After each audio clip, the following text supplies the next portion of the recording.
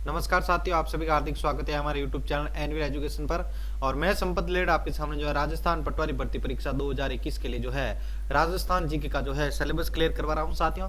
और उसी राजस्थान जीके के अंडर आज हम जो है राजस्थान के प्रमुख राजवंश और उनकी प्रमुख उपलब्धियां तथा मुगल राजपूत संबंधों के बारे में जो है इंपॉर्टेंट पॉइंट को डिस्कस कर रहे थे साथियों। और ये जो है इस चैप्टर का जो है तीसरा पार्ट है साथियों। ठीक है, 2 पार्ट हमने इससे पहले डिस्कस कर लिए हैं, क्योंकि ज्यादा जो बड़ा वीडियो होता है वो आप भी नहीं देख पाते हैं। ठीक है, आपको भी बीच में जो रिलैक्स का टाइम चाहिए होता है, इसलिए जो हमने है इसको अलग अलग पार्ट के अंदर डिवाइड कर दिया साथियों। ठीक है, तो इस वीडियो को हम शुरू करें साथियों, उससे पहले आपसे निवेदन है कि आप इस चैनल पर नए हैं तो चैनल को सब्सक्राइब कर लीजिएगा और साइड में दिए गए बेल आइकन को क्लिक कर लेना साथियों। बहुत ही मजेदार जो है फैक्ट्स के साथ इस चैप्टर को मैंने जो है आपके लिए तैयार करके लेके आया हूं साथियों, तो आप वीडियो में अंत तक बने रहिएगा। तो साथियों, आप जो है हमें फेसबुक और इंस्टाग्राम के ऊपर जो है एनवीआर एजुकेशन लिख के सर्च करें और हमारे पेज को जो है लाइक और शेयर जरूर करें साथियों। ठीक है, और इस वीडियो के ऊपर ज्यादा से ज्यादा कमेंट कर दीजिएगा और नीचे शेयर का बटन ऊपर क्लिक करके जो है ज्यादा से ज्यादा लोगों तक इसको भेज दीजिएगा, ताकि वो भी इन चीजों का जो है फायदा उठा सके और पटवार परीक्षा को जो है आसानी से क्लियर कर सके साथियों। इसकी अगर इन सभी पेपर्स की जो है पीडीएफ प्राप्त करना चाहते हैं आप, टेस्ट सीरीज और जो भी चैप्टर्स की, तो आप हमारे इस टेलीग्राम चैनल के अंदर जरूर जुड़े, जहां पर आप जो है हम आपको जो है रिकॉर्डेड क्लासेज, लाइव क्लासेज और पीडीएफ जो है बिल्कुल मुफ्त जो है वहां पर प्रोवाइड कर दी जाती है साथियों। तो शुरू करते हैं आज के इस चैप्टर को साथियों। तो सबसे पहले जो है आज के इस थर्ड चैप्टर के अंदर जो है हम थर्ड पार्ट के अंदर जो है आज हम डिस्कस करेंगे थर्ड पार्ट यानी गोहिल वंश के बारे में। तो देखिए, गोहिल वंश की शाखा, स्थापना और उनके संस्थापक के बारे में। देखिए, मेवाड़ 565 ईस्वी में और संस्थापक कौन थे? गोहिल। फिर आता है वागड़ डूंगरपुर। ठीक है, वागड़ है जो कि डूंगरपुर के अंदर है। इसका जो इसकी जो स्थापना है वो है आपके 1178 ईस्वी में और इनके जो संस्थापक है वो है आपके सामंत सिंह। बात करते हैं नेक्स्ट देवलिया प्रतापगढ़ के बारे में। ठीक है, और इनकी जो स्थापना है वो है आपके 1473 ईस्वी में और इनके जो संस्थापक है वे है आपके सूरजमल। फिर बात आती है बांसवाड़े की। तो बांसवाड़ा की स्थापना जो है आपके स्थापना की गई थी 1518 ईस्वी में और इनके जो संस्थापक थे वे थे आपके जगमाल सिंह।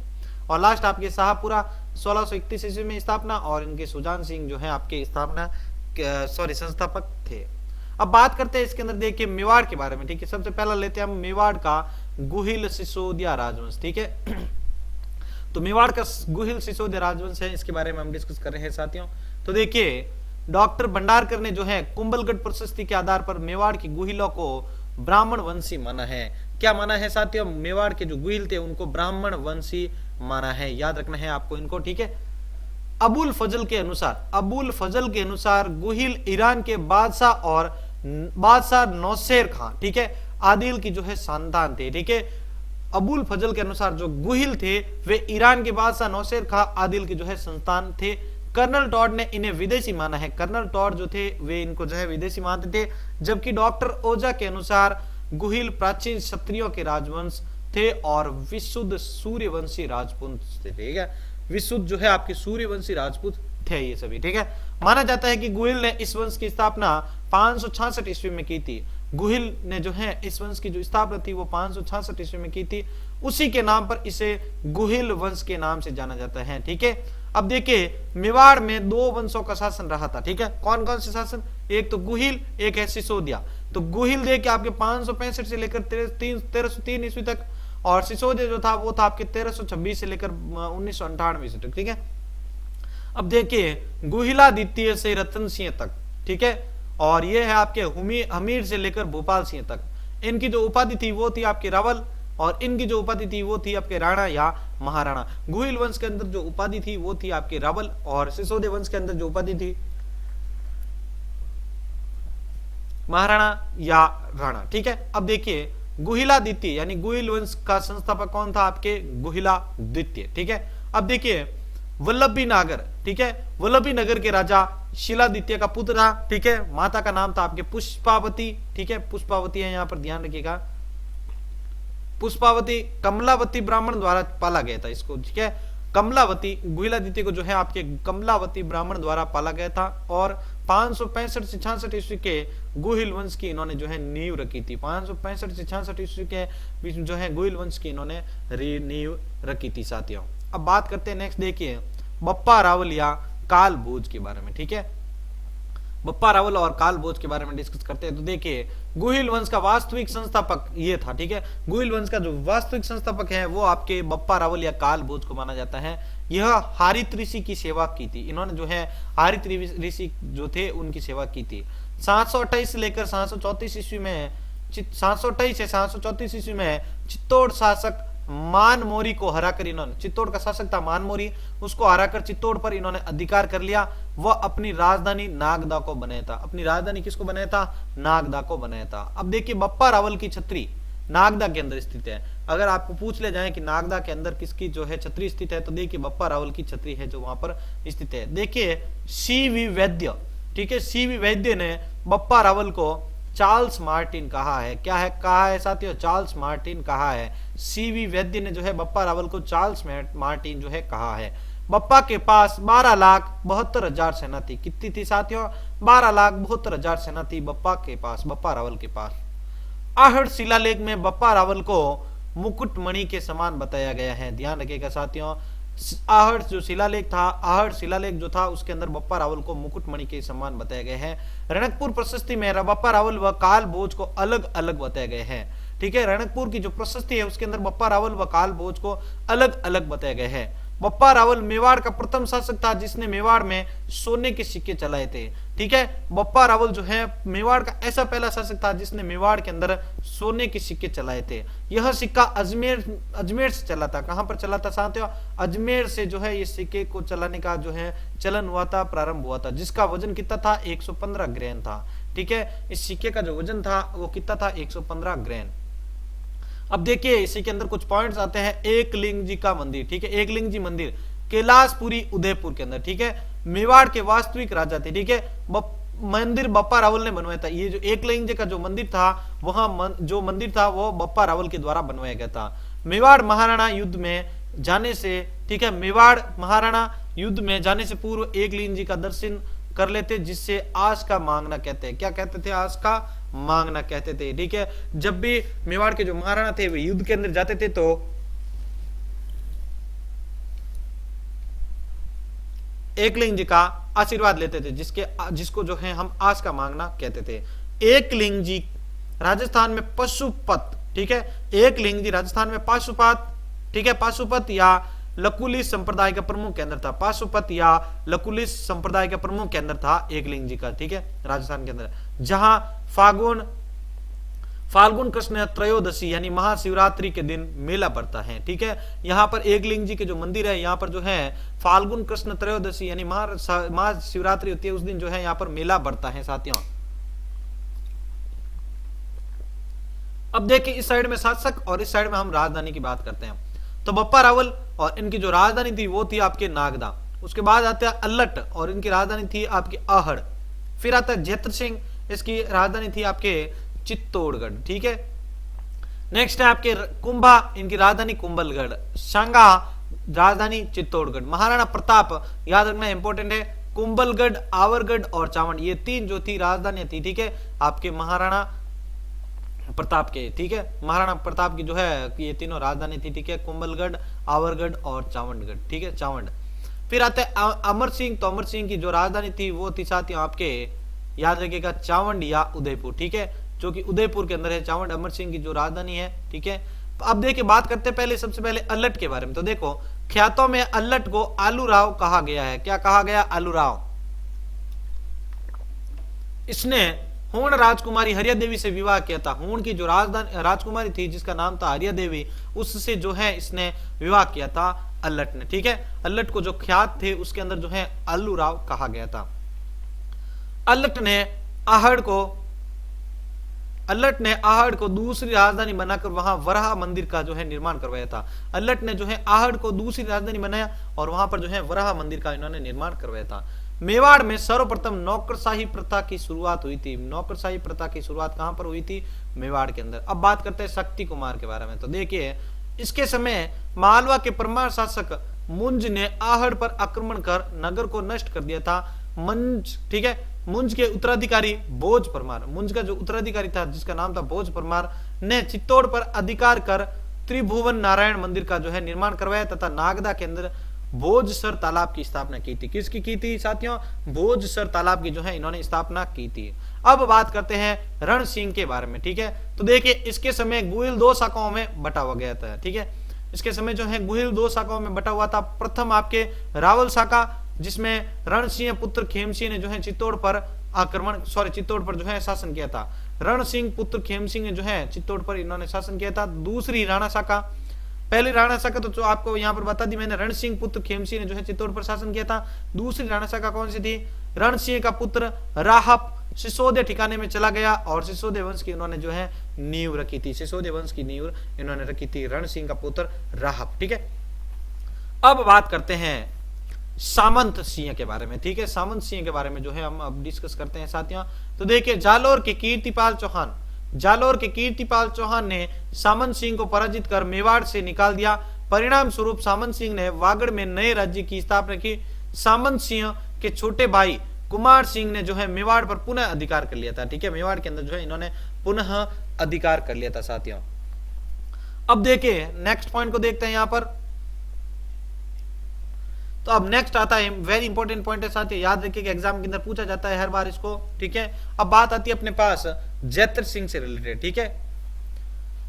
तो देखिए जैत्र सिंह के समय सुल्तान इल्तुतमिश, जैत्र सिंह के समय जो है सुल्तान इल्तुतमिश की सेना ने नागदा पर आक्रमण कर नगर को जो है नष्ट कर दिया था। नागदा के ऊपर आक्रमण करके जो नगर था उसको नष्ट कर दिया था। परंतु जैत्र सिंह ने भूताला के युद्ध, ठीक है, भूताला का युद्ध हुआ था 1222 से लेकर 28 ईस्वी के बीच में। इल्तुतमिश की सेना को पराजित करके उनको जो है भगा दिया था, ठीक है। भूताला का युद्ध हुआ था जिसके अंदर इल्तुतमिश की जो सेना को उन्होंने पराजित करके उसको भगा दिया था। जैत्र सिंह और तुर्कों के मध्य युद्ध का वर्णन जो है जय सिंह सूरी ने हमीरम दम दर्शन, ठीक है, हमीर मर्द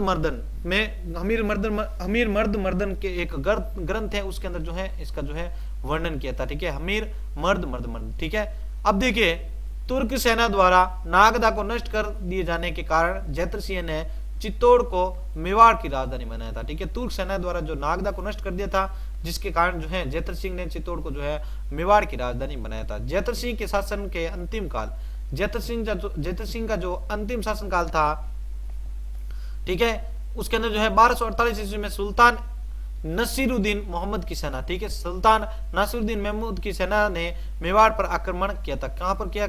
मेवाड़ के ऊपर जो है इन्होंने आक्रमण कर दिया था। अब देखिए मेवाड़ के राजनीतिक और सांस्कृतिक के अंदर आहड़ को गुजरात के चालुक्यों से मुक्त करवाना जैत्र सिंह की महत्वपूर्ण उपलब्धि मानी जाती है। जैत्र सिंह की जो है महत्वपूर्ण उपलब्धि मानी जाती है साथियों। अब देखिए इतिहासकार डॉक्टर दशरथ शर्मा ने जैत्र सिंह के शासनकाल को मध्यकालीन मेवाड़ का स्वर्ण काल कहा जाता है, ठीक है। इतिहासकार थे डॉक्टर दशरथ शर्मा, उन्होंने जो है जैत्र सिंह के शासनकाल जो है मध्यकालीन मेवाड़ का स्वर्ण काल माना है। अब देखिए बात आती है तेज सिंह के बारे में। 1250 से लेकर 1273 ईस्वी में चालुक्यों की भांति उसने जो है उबापति, ठीक है, यहां पर देखिए उबापति वर्ल प्रोडपात, ठीक है, उपापति वर्ल प्रोडपात उपाधि धारण की थी। इन्होंने जो है उपापति प्रोडपात जो उपाधि जो थी वो धारण की थी।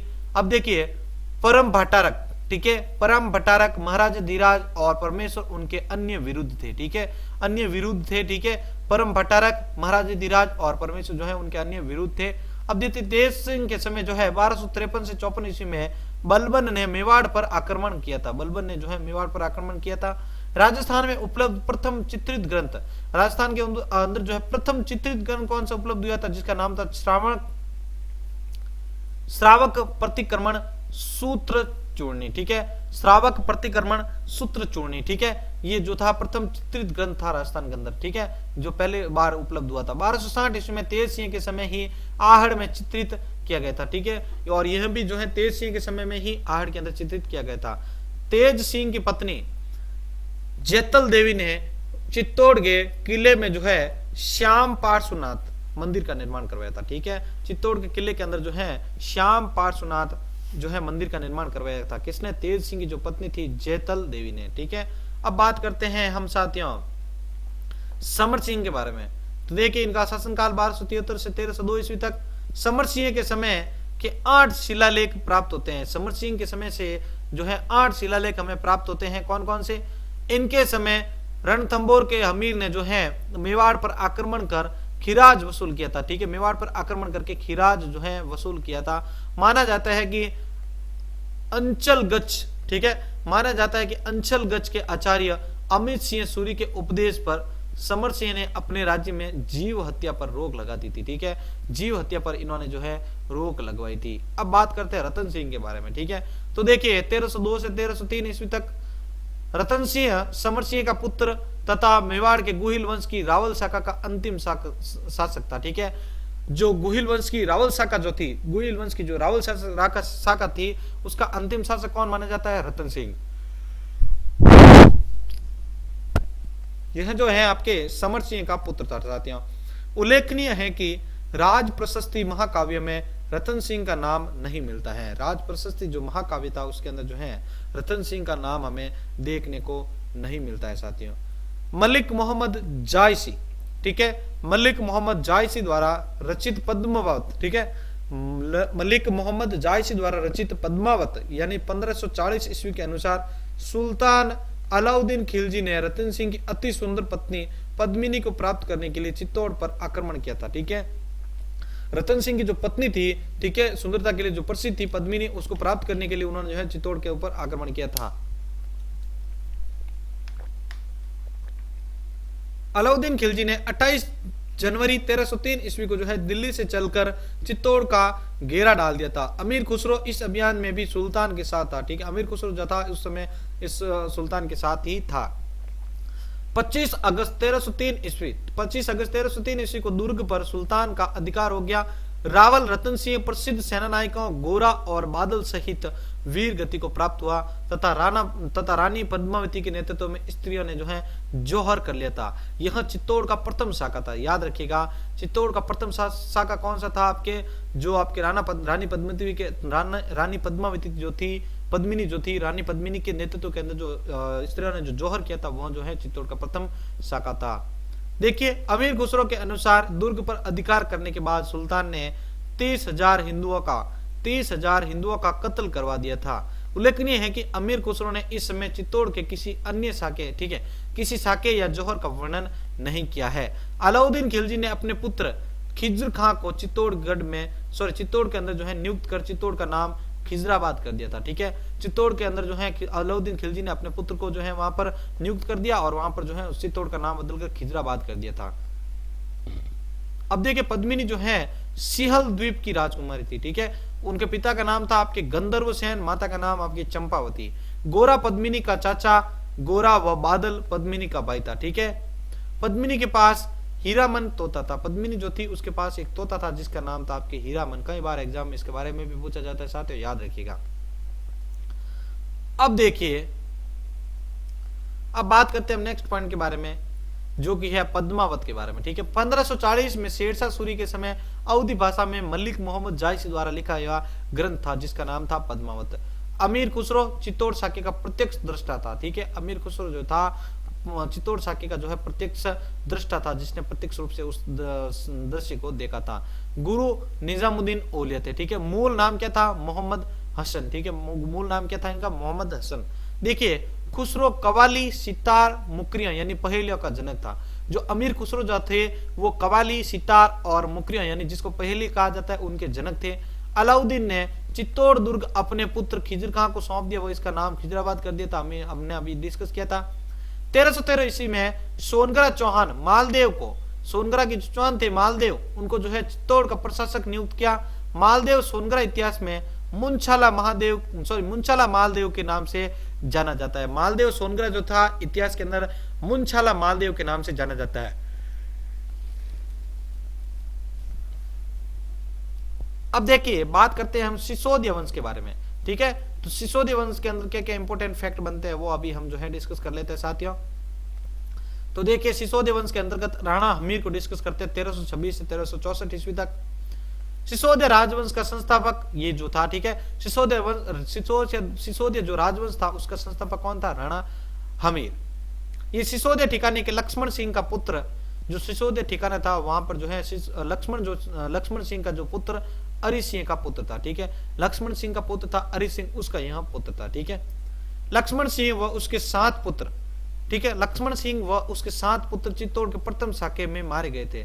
लक्ष्मण सिंह और उसके जो 7 पुत्र थे वो चित्तौड़ के प्रथम साके के अंदर जो है मारे गए थे।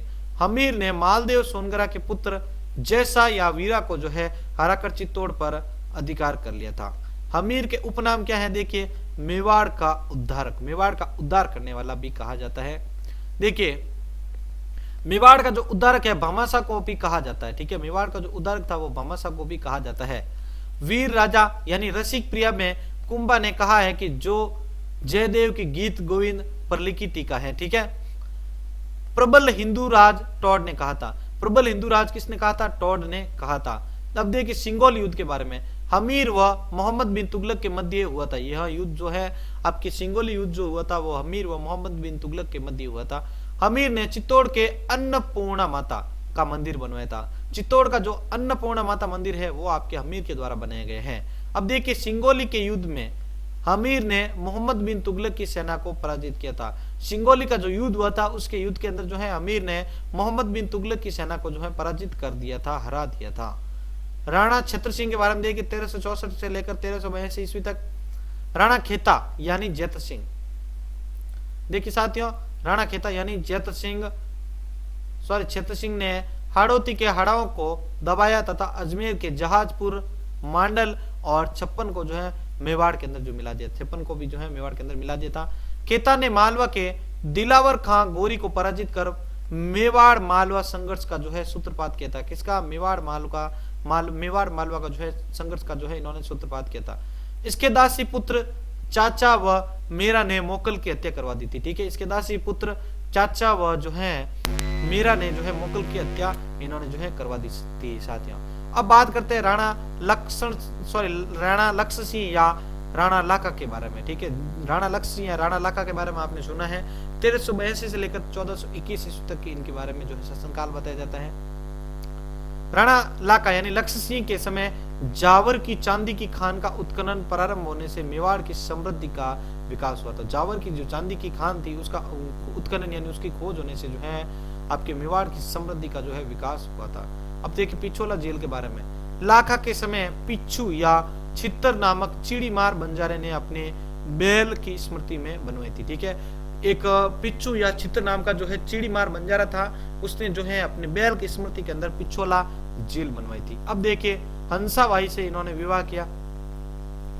मेवाड़ के राव चूड़ा की पुत्री, ठीक है, मेवाड़ के जो राव चूड़ा थे उनकी पुत्री हंसाबाई का विवाह लाका से इस शर्त पर हुआ कि इनका जो है भावी पुत्र मेवाड़ का महाराणा बनेगा। इससे मोकल का जन्म हुआ था। माना जाता है कि हंसाबाई का टीका लाका, ठीक है, हंसाबाई का टीका लाका के ज्येष्ठ पुत्र चूड़ा के लिए हंसा आया था, ठीक है। लाका द्वारा हंसाबाई से विवाह करने पर चूड़ा ने प्रतिज्ञा की कि हंसाबाई के पुत्र हुआ तो वह मेवाड़ के सिंहासन पर अपना अधिकार त्याग देगा और हंसाबाई का पुत्र ही मेवाड़ का राणा बनेगा। अब देखिए कुंवर चूड़ा के बारे में। इनका उपनाम था मेवाड़ का भीष्म पितामह या सत्यव्रत पितृभक्त या मेवाड़ का राम। ये तीनों नाम जो हैं कुंवर चूड़ा से रिलेटेड है साथियों, एक बार देख लीजिए आप।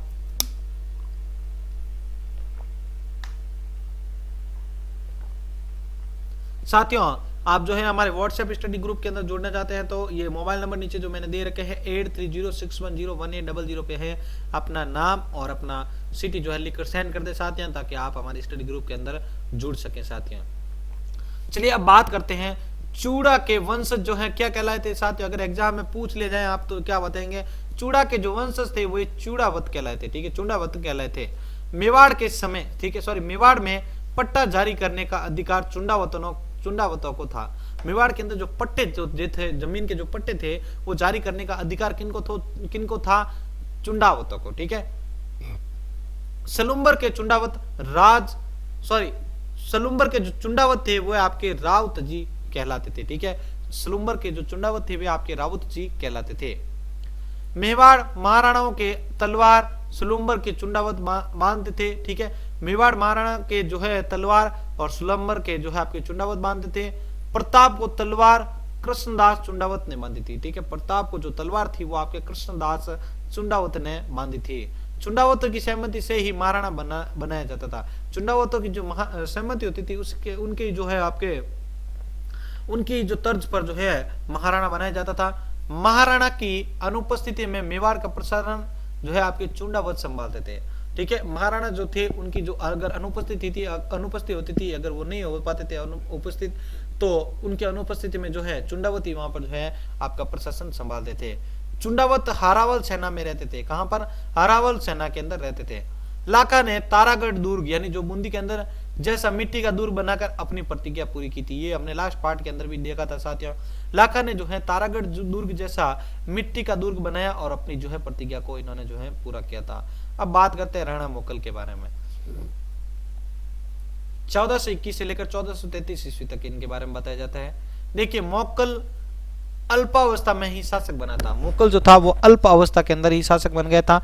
इस स्थिति में चुंडा प्रशासन संभालता था। ठीक है, वो चुंडा जो था वो प्रशासन संभालता था, परंतु हंसाबाई के अंधविश्वास के कारण चुंडा मांडू चला गया और मेवाड़ का प्रशासन हंसाबाई के भाई राठौड़ रणमल के नियंत्रण में आ गया था। राणा मोकल ने 1428 ईस्वी में रामपुरा के युद्ध में नागौर के फिरोज खां को जो है पराजित किया था। किसको? नागौर के जो फिरोज खां थे उनको जो है इन्होंने पराजित किया था। मोकल ने बोझ द्वारा निर्मित त्रिभुवन नारायण मंदिर का जो है निर्माण करवाया। इस समय से इस मंदिर को समिदेश्वर मंदिर के नाम से जाना जाता था।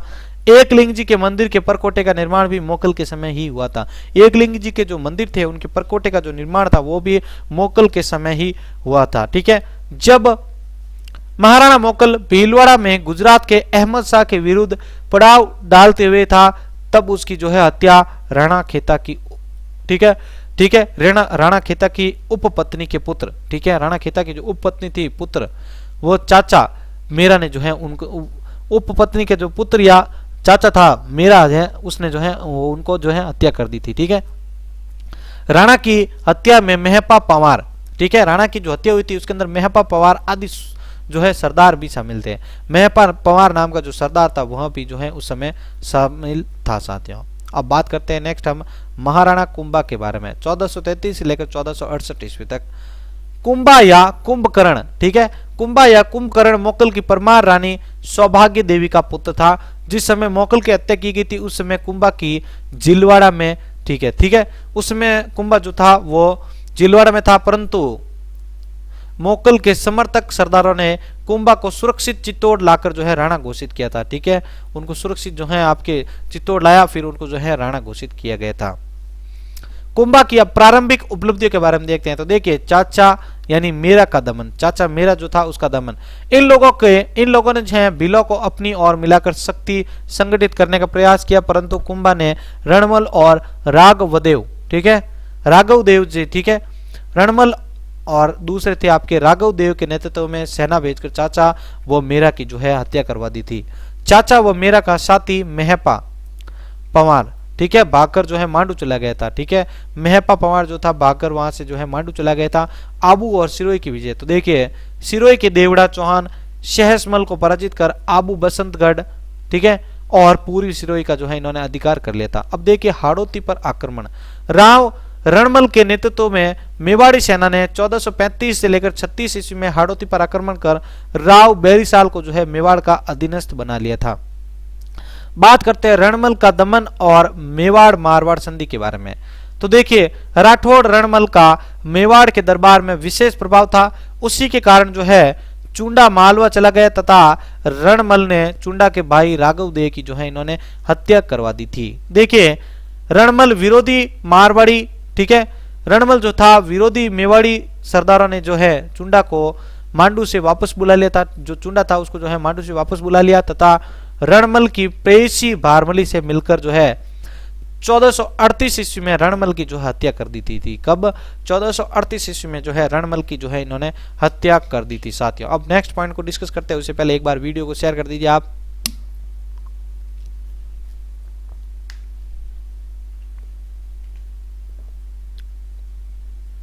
देखिए साथियों, रणमल विरोधी मेवाड़ी जो थे सरदारों ने चुंडा को मांडू से वापस बुला लिया तथा रणमल की जो है प्रेयसी भारमल से मिलकर जो है 1438 ईस्वी में रणमल की हत्या करवा दी थी। रणमल की हत्या के बाद जो है चुंडा को भेजकर राठौड़ों की राजधानी राठौड़ों की राजधानी कौन सी थी आपके? मंडोर पर अधिकार कर लिया था। किस पर? मंडोर पर जो है इन्होंने अधिकार कर लिया था। परिणाम स्वरूप रणमल के पुत्र राव जोधा, रणमल का जो पुत्र था जिसका नाम था राव जोधा को बीकानेर के पास काहुनी गांव में जो है शरण लेनी पड़ी थी। बीकानेर के पास एक गांव था काहुनी, ठीक है, वहां पर जो है उस गांव में उनको शरण लेनी पड़ी थी।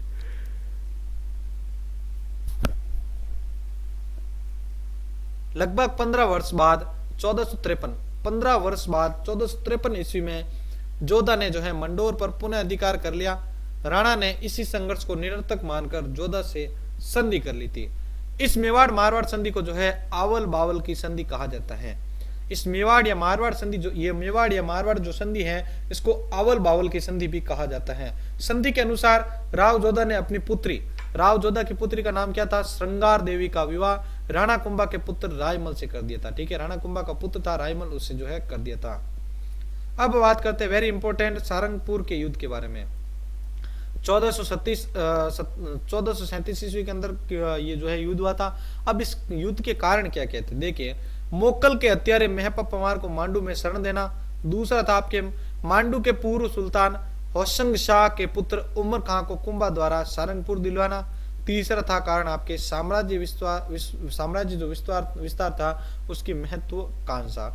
देखिए इस युद्ध में राणा कुंभा ने मांडू यानी मालवा के सुल्तान महमूद खिलजी को, ठीक है, महमूद खिलजी प्रथम को जो है इन्होंने पराजित कर बंदी बना लिया, परंतु 6 माह बाद उसे ससम्मान जो है उसको यानी सम्मान के साथ उसको जो है मुक्त कर दिया, ठीक है, बरी कर दिया था।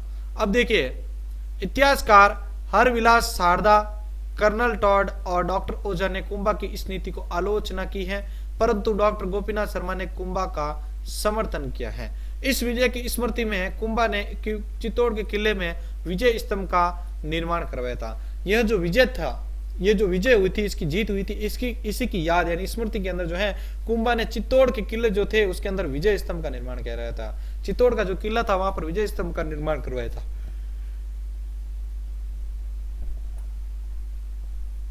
नेक्स्ट आता है हमारे पास देखिए शम्स खां, ठीक है, नेक्स्ट पॉइंट आता है हमारे पास शम्स खां से रिलेटेड। शम्स खां कुंभा की सहायता से नागौर का शासक बन गया, परंतु समझौते की विपरीत उसने नागौर दुर्ग की मरम्मत करवाना प्रारंभ कर दिया। कुंभा ने 1456 ईस्वी में नागौर पर आक्रमण कर अधिकार कर लिया। शम्स खां भागकर जो है गुजरात के सुल्तान की शरण में चला गया, जो कि मेवाड़ और गुजरात संघर्ष का कारण बना था। राणा कुंभा की हत्या 1468 ईस्वी में उसके ज्येष्ठ पुत्र उदय यानी उदयकरण द्वारा कुंभलगढ़ में कर दी गई थी। अब देखिए बात करते हैं हम चंपानेर की संधि के बारे में। तो देखिए पहला पॉइंट इसका 1456 ईस्वी में गुजरात के सुल्तान कुतुब शाह और मालवा के महमूद खिलजी के मध्य कुंभा के विरुद्ध जो है चंपानेर की संधि हुई थी। किन किन के जो है आपके मध्य हुई थी? सुल्तान कुतुब शाह और मालवा का जो महमूद था खिलजी, उनके मध्य जो है आपके मध्य जो है कुंभा के विरुद्ध जो है चंपानेर की संधि हुई थी।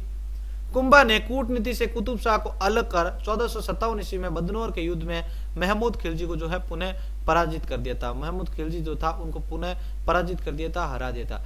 इस विजय के उपलक्ष्य में कुंभा ने बदनौर में कुशाल माता के मंदिर का निर्माण करवाया था। ये जो विजय हुई थी चंपानेर की संधि की बात, ठीक है, तो ये जो विजय हुई थी इसी के उपलक्ष्य में जो है बदनौर में कुशाल माता मंदिर का निर्माण करवाया था राणा कुंभा ने। अब देखिए राणा कुंभा की उपलब्धियां कौन कौन सी है? हिंदू सुल्तान यानी मुस्लिम विद्वानों का प्रदत्त उपाधि, ठीक है, मुस्लिम विद्वान जो थे उनके द्वारा एक दी गई उपाधि थी हिंदू सुल्तान। दूसरा क्या है आपके अभिनव भट्टाचार्य, ठीक है, अभिनव भट्टाचार्य संगीत का ज्ञाता होने के कारण इनको जो है अभिनव भट्टाचार्य कहा गया। कुंभा वीणा वादक था, कुंभा जो था वो वीणा वादक था। समुद्रगुप्त व औरंगजेब भी वीणा वादक थे। अकबर नागदा वादक था, अकबर जो था वह नागदा वादक था। देखिए हाल गुरु यानी पहाड़ी दुर्गों का विजेता, यह इसको हाल गुरु की भी उपाधि दी गई थी, जिसको पहाड़ी दुर्गों का विजेता भी कहा जाता है। छाप गुरु यानी छापामार युद्ध प्रणाली में यह पारंगत था। राजगुरु, शैल गुरु, ये सब इनकी उपलब्धियां हैं राणा कुंभा की, ठीक है। हिंदू सुल्तान, अभिनव भट्टाचार्य, हाल गुरु, छाप गुरु, राजगुरु, शैल गुरु और राणा रासो, ठीक है, सॉरी राणो रासो यानी साहित्यकारों का आश्रयदाता, जो साहित्यकार होते थे उनको आश्रय देने वाला। दान गुरु यानी महान दानी। राजगुरु यानी राजनीतिक सिद्धांतों में दक्ष और नव्य भारत, ठीक है, यानी राणा कुंभा की उपलब्धियों का उल्लेख कुंभलगढ़ प्रशस्ति और रसिक प्रिया में मिलता है, ठीक है। देखिए कुंभा की सांस्कृतिक उपलब्धियां कौन कौन सी थी? कीर्ति स्तंभ प्रशस्ति, कुंभलगढ़ शिलालेख और एकलिंग महात्म्य ग्रंथ से जो है कुंभा के निर्माण कार्यों की जो है जानकारी प्राप्त होती है। कुंभा की सांस्कृतिक उपलब्धियों के बारे में जो है कीर्ति स्तंभ प्रशस्ति, कुंभलगढ़ शिलालेख और एकलिंगी महात्म्य ग्रंथ से जो है कुंभा के निर्माण कार्यों की जो है जानकारी प्राप्त होती है। देखिए कुंभा का स्थापत्य, कुंभा का समय राजस्थान स्थापत्य का स्वर्ण काल माना जाता है। राजस्थान स्थापत्य का स्वर्ण काल किसका समय माना जाता है? तो वो माना जाता है आपके कुंभा का स्थापत्य काल। ठीक है, भारत में स्थापत्य का स्वर्ण काल शाहजहां समय माना जाता है। शाहजहां ने लाल किला दिल्ली, दीवानी आम, दीवानी खास, जामा मस्जिद दिल्ली और तख्त ए ताउस बनाया था। क्या क्या? लाल किला दिल्ली, दीवानी आम, दीवानी खास, जामा मस्जिद दिल्ली और तख्त ए ताउस बनाया था। देखिए वीर विनोद के लेखक श्यामलाल दास, ठीक है, वीर विनोद के जो लेखक थे श्यामलाल दास के अनुसार मेवाड़ में 84 में से 32 दुर्ग जो थे कुंभा ने बनवाए थे। ठीक है, मेवाड़ के अंदर जो 84 दुर्ग थे उसके अंदर 32 दुर्ग जो है आपके कुंभा के द्वारा बनवाए गए थे। देखिए पहला आपके कुंभलगढ़ का किला, इस किले का पुनर्निर्माण कुंभा के स्थापत्य मंडन की देखरेख में हुआ था। ठीक है, स्थापत्यकार मंडन जो थे उनकी देखरेख के अंदर हुआ था। फिर देखिए अचलगढ़ का किला जो कि सिरोही के अंदर है, 1452 ईस्वी के अंदर इसका निर्माण होता है। देखिए बसंतगढ़ का किला सिरोही के अंदर, भोमट दुर्ग बाड़मेर के अंदर, मचान दुर्ग सिरोही के अंदर, बेराट बदनौर का किला, ठीक है, बेराट का किला या बदनौर का किला जो है भीलवाड़ा के अंदर है। आधुनिक चित्तौड़ का निर्माता कुंभा को माना जाता है। ठीक है, आधुनिक आपके चित्तौड़ का जो निर्माता है वो आपके कुंभा को माना जाता है। अब देखिए मंदिर निर्माण, तो कुंभा, ठीक है, कुंभा स्वामी मंदिर, ये जो है कुंभा स्वामी मंदिर, इसके बारे में देखिए कुंभा ने चित्तौड़गढ़, कुंभलगढ़ और अचलगढ़ में ठीक है, कुंभा स्वामी मंदिरों का जो है निर्माण करवाया था। कहां कहां पर? चित्तौड़गढ़, कुंभलगढ़ और अचलगढ़ के अंदर जो है कुंभा स्वामी मंदिरों का निर्माण करवाया था राणा कुंभा के द्वारा। अब देखिए साथियों नेक्स्ट पॉइंट आता है वो है कुशाल माता मंदिर के बारे में। ठीक है, कुशाल माता मंदिर के बारे में तो देखिए इस मंदिर का जो निर्माण है वो 1457 ईस्वी के अंदर कब हुआ था साथियों?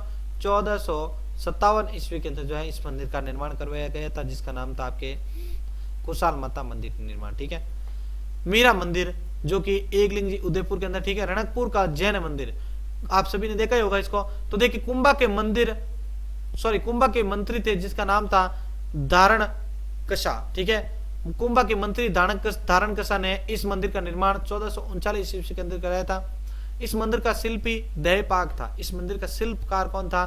दयपाक। अब बात करते हैं श्रृंगार चौरी के बारे में।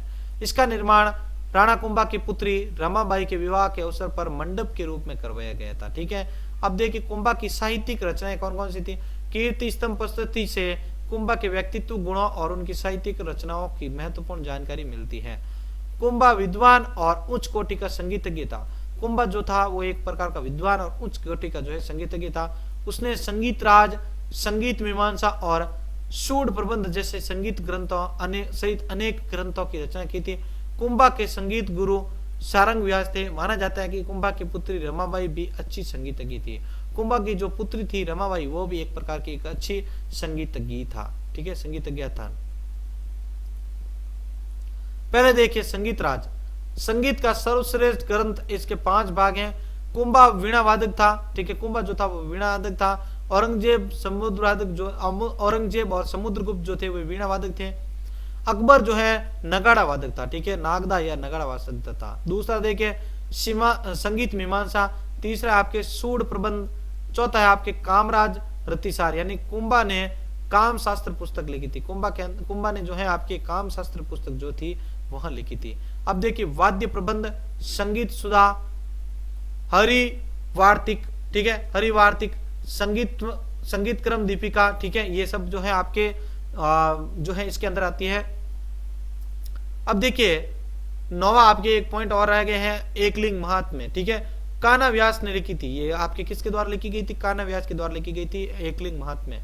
एकलिंग महात्म्य का प्रथम भाग जो है राजवर्णन नाम से जो है कुंभा ने लिखा था। ठीक है, इसका जो प्रथम भाग था राजवर्णन वह जो है आपके राणा कुंभा के द्वारा लिखा गया था।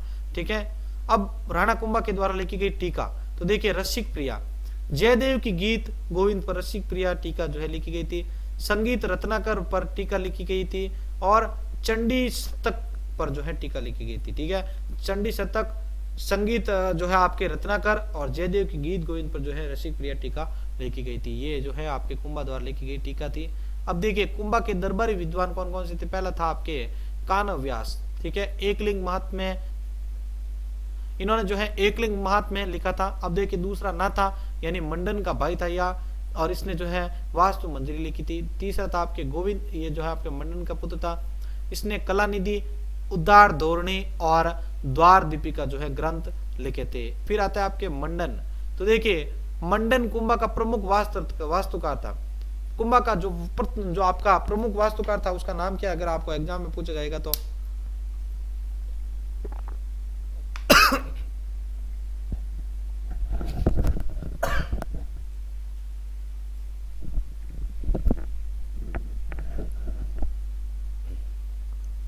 इसने अनेक ग्रंथों की रचना की। मंडन कुंभलगढ़ मुख्य शिल्पी व गुजरात का ब्राह्मण था, ठीक है। पहला है आपके देव मूर्ति प्रकरण। देखिए साथियों मूर्ति कला से संबंधित था यह देव मूर्ति प्रकरण जो था आपके मूर्ति कला से संबंधित था। दूसरा था आपके वास्तुसार, यह आपके वास्तुकला से संबंधित था। तीसरा आपके वाज वल्लभ, इसके 14 भाग हैं। कितने? 14 भाग हैं। नगरों और महलों से संबंधित था ये आपके राजवल्लभ। फिर बात आती है आपके वास्तु मंडन की, यह आपके वास्तुकला से संबंधित था। फिर आता है रूप मंडन, मूर्ति कला से संबंधित। प्रसाद मंडन यानी महलों के निर्माण से संबंधित। फिर आता है आपके कोंदन मंडन, ठीक है, कोदंड मंडन, यह आपके दंड विधान से संबंधित था। आपके कोदंड मंडन ये आपके जो है आपके दंड विधान से संबंधित था। फिर आता आपके सगुन मंडन यानी शुभ अशुभ से संबंधित था। फिर आता आपके वैद्य मंडन, यह आपके प्राकृतिक चिकित्सा से संबंधित था। कुंभा दरबार में जैन विद्वानों सोनकुंडा व आपके मणिकुंड थे, ठीक है। कुंभा के दरबार के अंदर जो जैन विद्वान थे उनका नाम था आपके सोनकुंड और मुनिकुंड, ये आपके दो थे विद्वान, ठीक है, राणा कुंभा। अब बात करते हैं उदयकरण के बारे में। तो देखिए 1468 से लेकर 1473 ईस्वी तक के बारे में इनके बारे में बताया जाता है। कुंभा के अंतिम समय में उन्माद रोग हो गया था, ठीक है। कुंभा का जो अंतिम समय था उस समय जो है उनको उन्माद रोग हो गया था। कुंभलगढ़ जो दुर्ग था उसके अंदर मामा देव कुंड पर कुंभा के पुत्र उदा ने कुंभा की हत्या कर दी थी, ठीक है। उदा या उदयकरण जावर और दाड़ीमपुर की लड़ाइयों में रायमल से पराजित हुआ तथा भागकर ये जो है मांडू चला गया था, जहां पर बिजली गिरने से पिता के हत्यारे उदा की जो है मृत्यु हो गई थी। इन्होंने जो है अपने पिता की जो है मृत्यु कर दी थी, हत्या कर दी थी इन्होंने। अब देखिए रायमल के बारे में 1473 से लेकर 1509 ईस्वी तक इसने रामशंकर व समय संकट नामक तालाब बनवाए थे। इसने रामशंकर और समय संकट जो है आपके नाम का जो है तालाब बनवाए थे। रायमल ने मांडलगढ़ के समीप मांडू की सेनाओं को पराजित किया था। चित्तौड़ के किले में स्थित अद्भुत जी के शिव मंदिर का निर्माण और एकलिंग जी के मंदिर का पुनर्निर्माण राणा रायमल के समय हुआ था। रायमल की रानी जो है आपकी श्रृंगार देवी ने गोसुंडी की प्रसिद्ध बावड़ी का निर्माण करवाया था। गोसुंडी की जो प्रसिद्ध बावड़ी थी उसका निर्माण इन्होंने करवाया था। अब देखिए रायमल के पुत्र कौन कौन से थे। पहला था आपके पृथ्वीराज और दूसरा था आपके राय सिंह, तीसरा था आपके जयमल और चौथा था आपके संग्राम सिंह। विभिन्न घटनाक्रमों के बाद संग्राम सिंह रायमल का जो है उत्तराधिकारी बना था। संग्राम सिंह जो था आपके रायमल का उत्तराधिकारी बना था साथियों। तो इस चैप्टर के अंदर हमने जो है इन इंपॉर्टेंट फैक्ट्स को या इन इंपॉर्टेंट प्रश्न या पॉइंट्स को जो है डिस्कस किया साथियों, ताकि एग्जाम के अंदर आप इन क्वेश्चन को जब भी आए तो आप इनको जो है सही सही आंसर दे पाए साथियों। अगर आपको ये पॉइंट्स अच्छे लगे हैं, अगर आपको हेल्पफुल लगा है ये वीडियो, तो आप जो है इस वीडियो के ऊपर जो है लाइक जरूर कर देना साथियों, और कमेंट भी करना है आपको, और इस वीडियो को शेयर तो आपको करना ही बनता है साथियों। आप जो है हमें फेसबुक और इंस्टाग्राम के ऊपर भी जरूर फॉलो कीजिएगा। आपको मैंने बता दिया एनवीएल एजुकेशन का हमारा पेज है या इंस्टाग्राम को जो चैनल है वहाँ पर जो अकाउंट है वहाँ पर हमें जो है जरूर आप फॉलो या ज्वाइन करें साथियों। और इसकी अगर आप पीडीएफ प्राप्त करना चाहते हैं इन सभी की या पटवार के पूरा क्रेश कोर्स की, तो आप हमें टेलीग्राम के ऊपर भी जरूर ज्वाइन कीजिएगा साथियों, ठीक है। व्हाट्सएप का नंबर आपको मैंने बता ही दिया था 830610 और 1800 पर अपना नाम और सिटी लेकर आप सेंड कर दें, ताकि आप हमारे जो है इस ग्रुप के अंदर जुड़ सके साथियों। तो इन्हीं के साथ मैं संपत लीडर आपसे अलविदा लेता हूँ साथियों। मिलते हैं एक नेक्स्ट और मजेदार वीडियो के अंदर। धन्यवाद।